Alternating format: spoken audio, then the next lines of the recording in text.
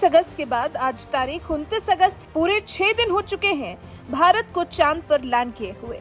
इस दौरान भारत ने चांद पर से बहुत अहम जानकारियां निकाली हैं और ये समय भी चांद पर भारत के विक्रम लैंडर और प्रज्ञान रोवर का बहुत अच्छा बीत रहा है। निर्विघ्न दोनों अपना काम काफी बेहतर ढंग से कर रहे हैं। 23 अगस्त को सॉफ्ट लैंडिंग के कुछ समय बाद विक्रम लैंडर के जरिए ली गई तस्वीर से लैंडिंग साइट का हिस्सा नजर आया। 24 अगस्त को इसरो ने जानकारी दी कि भारत ने चांद पर चहलकदमी की।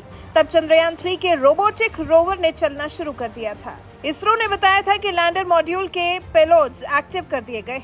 25 अगस्त को विक्रम लैंडर से प्रज्ञान रोवर का बाहर आते और चलते हुए वीडियो मिला। इस दिन सोलर पैनल की मदद से रोवर को पावर बनाने में मदद मिली।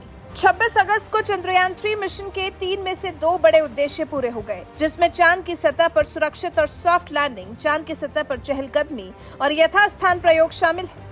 पीएम मोदी ने लैंडर के लैंड करने वाले स्थान को शिव शक्ति पॉइंट कहा। वहीं चंद्रयान 2 की क्रैश लैंडिंग साइट को तिरंगा पॉइंट नाम दिया गया। 27 अगस्त को भारतीय स्पेस एजेंसी इसरो ने चांद पर तापमान से जुड़ा ग्राफ साझा किया।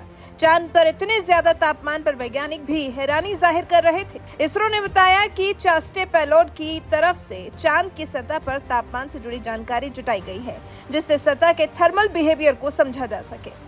28 अगस्त को इसरो के बेंगलुरु मुख्यालय की तरफ से बताया गया कि प्रज्ञान सफलतापूर्वक अपने नए रास्ते पर चल रहा है। वहीं इस दौरान एक ऐसा मौका भी आया जब प्रज्ञान रोवर की जान बाल बाल बची। वो 4 मीटर व्यास के गड्ढे के करीब पहुंच गया था। ये देखते ही इसरो से लैंडर को संकेत दिया गया और लैंडर ने समय रहते रोवर को संभलने का इशारा कर दिया, जिसका असर ये हुआ कि रोवर ने अपना रास्ता बदल दिया और वो गड्ढे में गिरने से बच गया। इसरो ने प्रज्ञान के कदमों का फोटो शेयर किया है। बताया गया है कि कैसे प्रज्ञान के सामने 100 मिलीमीटर का गहरा गड्ढा आ गया था।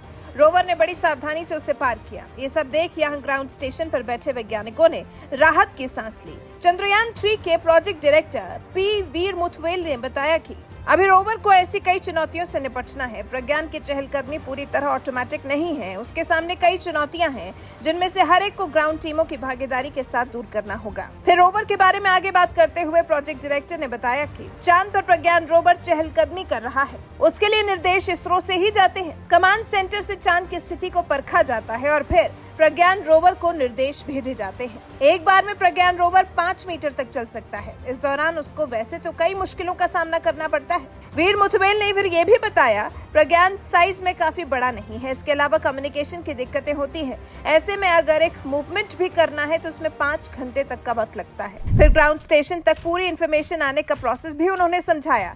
उन्होंने बताया रोवर से डेटा रेट भी लिमिटेड है, क्योंकि ये केवल विक्रम लैंडर से बात कर सकता है। फिर लैंडर से इसरो का कंट्रोल रूम डेटा डाउनलोड करता है। इसमें समय लगता है, क्योंकि वैज्ञानिक साइंटिफिक डेटा का एनालिसिस करके अगले कदम का फैसला करते हैं। तो कुछ ऐसा है रोवर की चांद पर चहलकदमी से लेकर इसरो तक जानकारी आने का प्रोसेस। माना जा रहा है कि अब करीब 8 से 10 दिन और बचे हैं रोवर के पास काम करने के लिए, क्योंकि इतने ही दिन वहां और उजाला रहने वाला है। माना जा रहा है कि 5 से 6 सितंबर तक सूरज वहां ढल जाएगा। अभी तक तो चंद्रयान के लैंडर और रोवर अपने सोलर पैनल्स के जरिए पावर जनरेट कर रहे हैं, लेकिन सबसे कठिन समय तब आएगा जब सूरज डूबेगा और रात होगी। फिलहाल उम्मीद जताई जा सकती है कि जब फिर चांद पर रोशनी होगी तब फिर लैंडर और रोवर एक्टिव हो सकेंगे, लेकिन पुख्ता तौर पर अभी कुछ नहीं कहा जा सकता। वैसे जिस तरह से ग्राउंड स्टेशन से इशारा पाकर लैंडर ने ऐन मौके पर रोवर को रोका है, रोवर को गड्ढे में गिरने से बचाया है, वो वाकई प्रशंसनीय है। इसका मतलब यही है कि ग्राउंड स्टेशन से पूरी तरह से कंट्रोल में है चांद पर मौजूद लैंडर और प्रज्ञान रोवर। वैसे इस सफलता के बारे में आप क्या कुछ कहना चाहते हैं? कमेंट कर हमें जरूर बताएं।